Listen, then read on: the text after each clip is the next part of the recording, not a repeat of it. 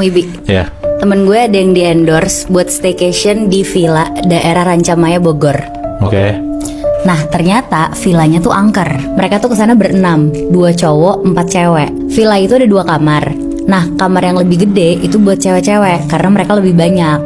Tapi ada satu cewek namanya Ninita. Dia tuh ketakutan banget karena di kamarnya mereka ini ada satu kursi goyang. Oke. Ya kalian kebayang lah, kursi goyang kan serem banget tuh. Jadi si Nita takut. Tapi si kursi goyangnya ini anehnya tuh berat banget. Bahkan si cowok-cowoknya ini tuh sampai nggak kuat mindahin.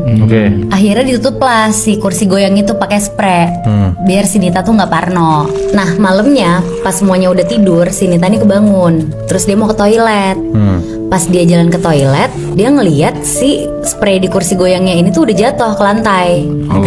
Dan dia bisa ngerasain banget kalau ada sosok yang duduk di kursi goyang itu. Makin dia perhatiin, ternyata sosok yang duduk di kursi goyang itu bentuknya tuh kayak gini. Tuh. Dia nih kayak noni Belanda gitu. Terus kakinya buntung sama tangannya tuh diikat ke kursinya. Serem banget. Muibi, lo tau nggak? Pramugari tuh kalau ngitung penumpang tuh ngeliat kakinya. Karena kalau lihat kepalanya, takutnya hitungannya lebih dari daftar penumpang. Kenapa? Gara-gara bisa jadi ada hantu yang ikut kehitung di sela-sela penumpang. Jadi ini kejadian tahun 2005. Ada laki-laki namanya Faris. Faris ini tuh harus ke Surabaya, pakai penerbangan paling pagi, sekitar jam 3.40 untuk ngejar akad nikah temennya. Sekalian dia juga mau liburan lah di sana. Nah, waktu antrian masuk pesawat, si Faris ini orang paling depan. Jadi begitu pintu pesawat dibuka, dia jadi penumpang pertama yang masuk kan. Cuma anehnya, kok udah ada penumpang yang duduk di belakang. Sosoknya tuh perempuan, rambutnya tuh panjang nutupin muka. Dan begitu penumpang udah masuk semua, sebelum take off, dia ngeliat nih ada pramugari bolak-balik ngitung penumpang sampai 4 kali. Dan di situ si Faris tuh overheard. Ada obrolan antar sesama pramugari yang bilang kalau penumpangnya tuh lebih 1. Dan habis dari situ ada lagi nih kejadian mistisnya. Setelah pramugari itu mondar-mandir, akhirnya udah nih pesawat itu take off. Dan tadi kan gue bilang kejadian mistisnya tuh belum selesai di situ. Lo bayangin nih, pas di tengah penerbangan, penumpang-penumpang tuh ke-distract karena beberapa kali penumpang tuh ngedenger ada suara perempuan nyinden dari kursi-kursi depan deket kokpit. Nah, gak lama lo tahu nggak? Penumpang-penumpang ngeliat ada pramugari yang lagi berontak-berontak dipegang sama teman-temannya. Si pramugari ini dia tuh berusaha nari-nari sambil nyinden. Jadi lo bayangin ada pramugari kesurupan sinden di tengah penerbangan. Muibi, salah satu kebiasaan orang tuh kelaparan tengah malam. Biasanya mereka tuh bela-belain bikin makanan tengah malam, walaupun kondisi rumahnya tuh udah sepi banget. Tapi yang harus kalian tahu tuh, padahal itu jam-jam rawan untuk sosok-sosok di rumah lo tuh berkeliaran. Nah jadi kejadian ini tuh dialamin sama Rani namanya. Rani ini tuh lagi ngerjain skripsinya terus sampai malam. Jadi ada satu malam di mana dia tuh kelaparan banget dan dia tuh baru inget kalau dia tuh makan terakhir tuh sore. Akhirnya dia mutusin untuk bikin mie di rumahnya dia. Itu tuh kejadiannya sekitar jam 12:30 malam. Nah sambil nunggu mie-nya mateng, si Rani tuh main HP aja karena biar gak bosen kan. Cuma pas Rani nengok ke kompornya, ternyata kompornya ini tuh mati. Apinya tuh mati tiba-tiba. Padahal dia tuh inget banget udah nyalain kompornya tadi. Ya udah tuh akhirnya dinyalain lagi sama Rani. Terus dia main HP lagi. Gak lama pas dia mau ngecek mie-nya udah matang atau belum, ternyata apinya mati lagi Muibi. Nah si Rani yang udah ngerasa aneh banget, kali ini tuh dia bener-bener merhatiin si knop kompornya itu. Bener-bener dia perhatiin. Dan bener aja Muibi, si knop kompornya itu kayak tiba-tiba tuh dari nyala jadi mati tek gitu. Kayak ada yang gerakin gitu. Dan pas dia lagi merhatiin itu, tiba-tiba tuh dia ngedenger ada suara perempuan ketawa cekikikan kayak ngejek si Rani itu. Gila. Di situ dia takut banget, dia langsung lari ke kamarnya, ngumpet di dalam selimut dan dia baca Al-Fatihah kenceng-kenceng. Dan pas udah ayat terakhir, walat dolin, itu tuh dari luar selimutnya dia ada yang ngejawab suara perempuan, amin. Merinding gua. Dan si Rani tuh di situ bener-bener gak berani keluar dari selimutnya dia. Dia bener-bener ngumpet terus sampai pagi. Dan sampai detik ini si Rani nggak tahu tuh sosoknya apa. Tapi berarti si si sosok penunggu rumahnya Rani ini tuh kuat banget gak sih? Bahkan sampai udah dibacain Al-Fatihah aja tuh masih ngejawab kayak gitu kan. Iya bener. Muibi, kalau lo lagi nyari kosan, terus lo ketemu kosan yang bagus banget tapi murah banget, lo harus curiga sih. Soalnya pasti ada yang gak beres kan. Jadi ada perempuan namanya tuh Hani. Hani ini baru pindah ke Jogja, jadi dia kuliah di sana. Nah, dia akhirnya ketemu tuh sama satu kosan yang kamarnya tuh deluxe gitu, tapi harganya cuma 500.000 sebulan. Sudah gak masuk akal ya? Iya. Murah banget, gila. Nah, iya, dan di situ dia seneng banget tuh karena dapat murah banget kan dan gede bagus juga. Akhirnya ngekos lah si Hani di situ. Sampai akhirnya dia kedapetan satu ketika di mana satu set pakaian dalamnya dia pas dipulangin abis dicuci dari laundry bau dupa gitu. Terus akhirnya udahlah dia langsung masukin pakaian dalamnya ini ke lemari. Nah, pas dia mau tidur, nggak lama tuh dia ngedenger dari dalam lemarinya dia kayak ada bunyi grek gitu. Kayak ada yang gerak gitu. Iya, terus akhirnya si Hani pengen ngebuka lemari itu dong karena dia mikir mungkin di dalam lemari itu ada tikus. Akhirnya dia jalan lah ke lemarinya, dia buka lemarinya dan kalian tahu nggak ada apa di dalam lemari itu? Apa? Jadi ternyata di dalam lemari itu tuh ada pocong. Kayak lagi menggeliat-geliat gitu badannya. Akhirnya si Hani langsung lari lah keluar kosan, dia teriak-teriak minta tolong. Tapi ada nih satu orang yang nolongin dia, yaitu si pemilik kosannya dia, namanya Ibu Marta. Nah, pas si Hani mau ceritain kenapa dia minta tolong, si Bu Marta tuh langsung ngomong, "Gimana Hani, kamu udah ketemu anak ibu? Dia baik kan?" Anak ibunya siapa maksudnya? Jadi ternyata si anaknya ibunya itu si pocong itu, Moy. Anjir. Nah, jadi pas Hani nanya ke sekitar, ternyata si Bu Marta itu kayak agak sinting gitu. Semenjak si anaknya ini tuh meninggal di umur 20 tahun, anaknya laki-laki. Dan dari situ si Bu Marta tuh langsung kayak ngilmu gitulah. Pokoknya gimana pun caranya dia pengen ngehidupin anaknya ini lagi, walaupun dalam bentuk pocong. Dan Bu Marta pengen banget lah nyariin si anaknya ini tuh jodoh dengan cara ya si orang-orang buat ngekos di kosan ini dengan harga miring. Ini kosannya lo nggak akan bisa nemuin di Google Maps sih, tapi yang gue tahu adalah kosan ini tuh lokasinya di Jogja dan nama pemiliknya itu Ibu Marta. Dan cerita ini masih ada lanjutan dan details-detailsnya. Kalian bisa dengerin di Scary Things Reunited, episode khusus yang kita bikin dengan durasi 90 menit. Muibi, ada satu rest area di Jawa Barat yang katanya angker karena pernah ada kejadian yang makan korban jiwa. Nah, kejadiannya apa gue ceritain di akhir ya. Gue tahu dari mana. Jadi ada perempuan namanya tuh Sisil. Sisil ini tuh sama suaminya lagi jalan pulang dari rumah orang tuanya. Akhirnya karena suaminya itu kebelet BAB, mereka melipir dulu lah ke rest area. Di situ tuh posisinya udah jam 11 malam. Sisil ini tidur di mobil dan suaminya tuh mau ke toilet. Jadi Sisil sendirian tidur di mobil tuh. Nah, pas dia lagi tidur, tiba-tiba ada yang ngetok-ketok kaca mobilnya. Terus akhirnya dia kebangun lah. Dan pas Sisil ngeliat, kalian tahu nggak? Dia ngeliat sosok perempuan, badannya tuh penuh luka bakar, mukanya gosong, dan rambutnya, kulit kepalanya tuh kayak kelupas-lupas gitu. Nah, ngelihat itu dia histeris banget kan. Akhirnya dia langsung keluar dari mobil, dia teriak-teriak minta pertolongan, dan kebetulan ada bapak-bapak lewat tuh. Terus bapak-bapaknya ini nanya, "Neng, kenapa Neng?" Akhirnya si Sisil ceritain lah apa yang terjadi tuh ke si bapak itu. Terus si bapak itu nanya, "Neng sendirian di sini?" Terus Sisil bilang, "Enggak Pak, ada suami saya tapi lagi di toilet." Terus si bapaknya bilang, "Ya udah saya temenin ya." Akhirnya ngobrol-ngobrol lah mereka di situ. Terus si bapak tuh ceritalah ke si Sisil. Katanya dulu di rest area itu tuh ada kejadian bus Damri kebakar. Yang nyampe ke orang-orang sih gak ada korban jiwa. Padahal sebenarnya ada korban jiwanya, yaitu penumpang-penumpang yang duduk di kursi paling belakang. Nah, mungkin yang nyamperin si Sisil itu adalah salah satu sosok itu. Iya, bisa jadi sih ya. Nah, itu posisinya mereka ngobrol-ngobrol tuh di trotoar pinggir jalan gitu, sambil nunggu suaminya balik kan. Tapi lama-lama si Sisil nih ngerasa kayak ada yang aneh gitu. Sisil tuh nyium bau gosong kayak kebakar gitu, Muibi. Dan pas Sisil sadar, Sisil nih ngeliat si bapak-bapak di sebelahnya dia nggak pakai sendal. Terus tuh kakinya kayak penuh luka bakar gitu. Dan pas dia lihat dari bawah ke atas, di pergelangan tangan bapaknya sampai ke leher, itu tuh bener-bener penuh luka bakar Muibi. Di situ Sisil tuh udah mulai ngerasa overthinking gitu kan, kayak dia mikir, aduh jangan-jangan bapak-bapak ini tuh setan. Dan yang lebih epicnya Muibi, kalian tahu nggak?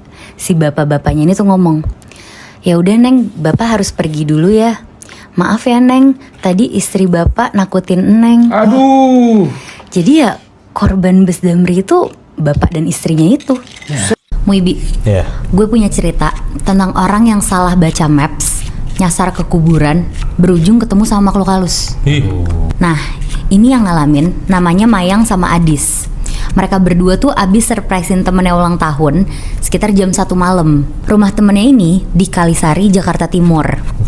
Mereka pulang berdua boncengan naik motor. Nah, karena mereka bukan orang situ, akhirnya si Adis nyetir, terus si Mayang baca maps. Terus udah nih masuk-masuk ke jalan kecil, jalan tikus, sampai akhirnya mereka tuh berujung ke kuburan. Nah, lagi di tengah kuburan, Adis nih yang bawa motor tiba-tiba ngerem. Terus ditanyakan sama Mayang, "Dis, lo kenapa ngerem?"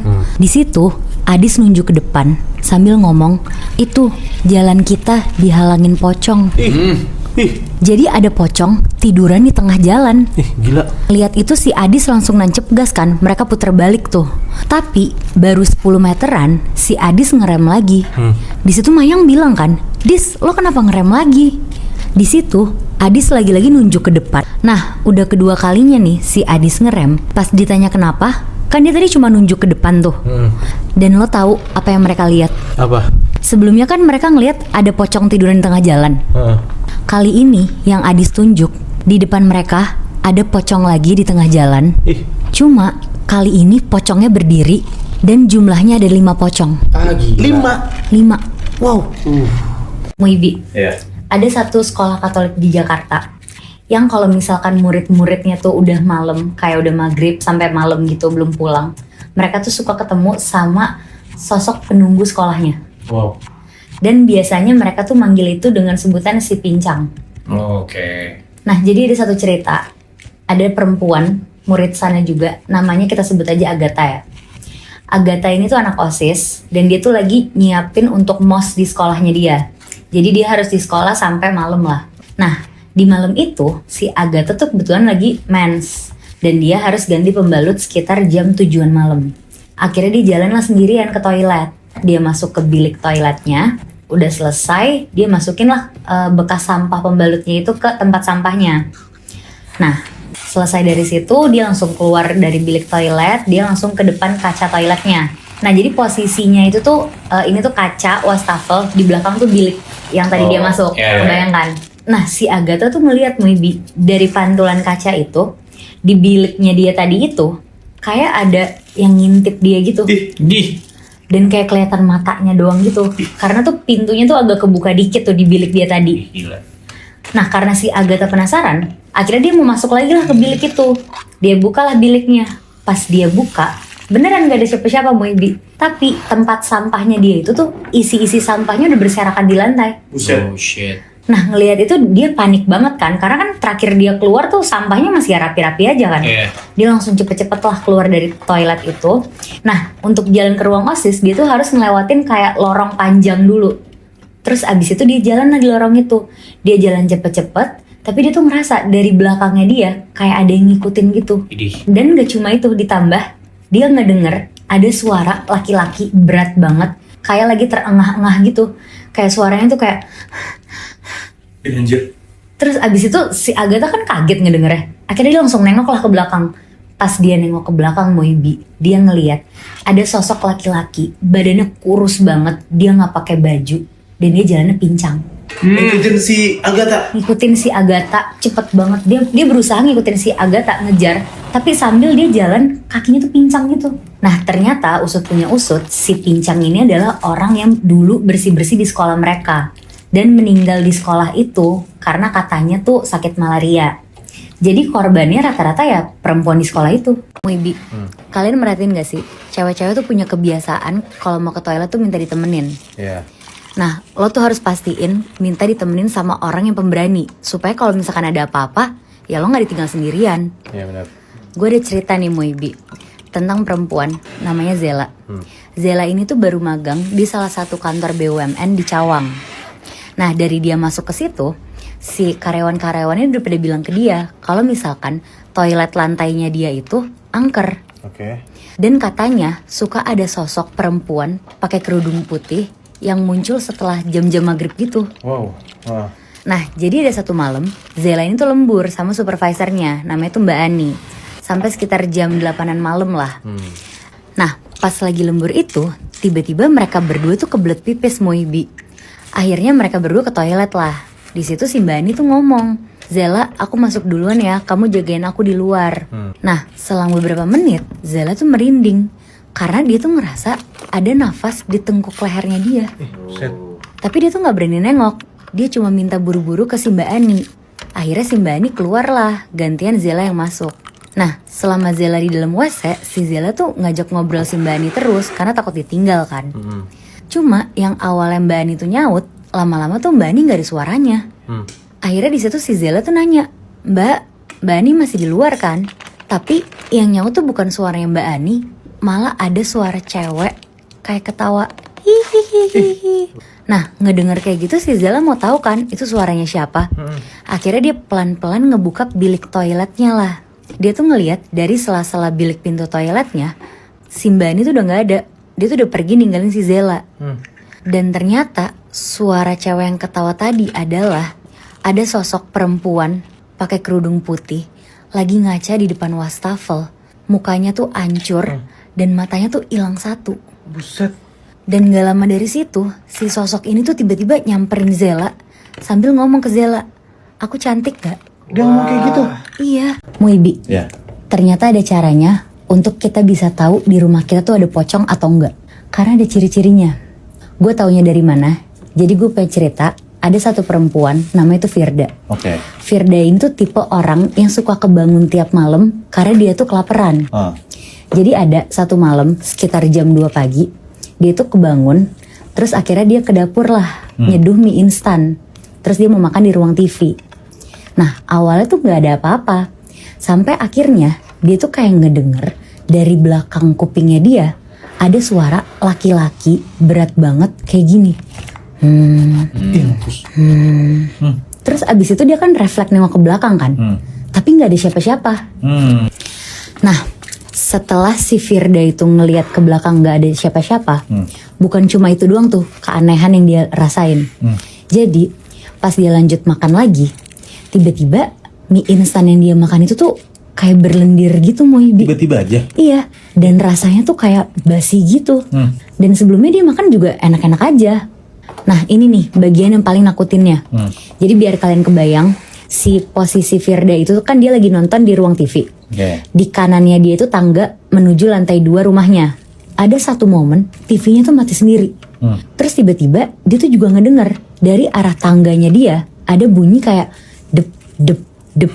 Kayak orang jalan? Iya bener Moy. Pas dia nengok Moibi, ternyata ada 2 pocong lagi loncat dari bawah ke atas. Ya Allah. Nah abis itu setelah kejadian itu dia langsung ceritalah ke nyokap bokapnya dia.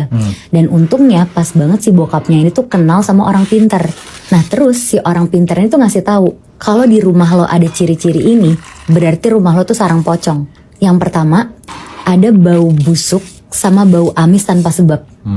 Nah terus yang kedua, makanan yang ada di rumah lo suka tiba-tiba busuk gitu. Terus yang ketiga, suka ada suara rintihan. Dan yang terakhir, kalau sosok pocong di rumah lo udah umurnya ratusan tahun, frekuensi si pocong ini tuh bisa mempengaruhi barang-barang elektronik di rumah lo. Kayak contohnya tuh lampu kedap-kedip sendiri, sampai ya kayak Firda tadi, TV-nya mati sendiri.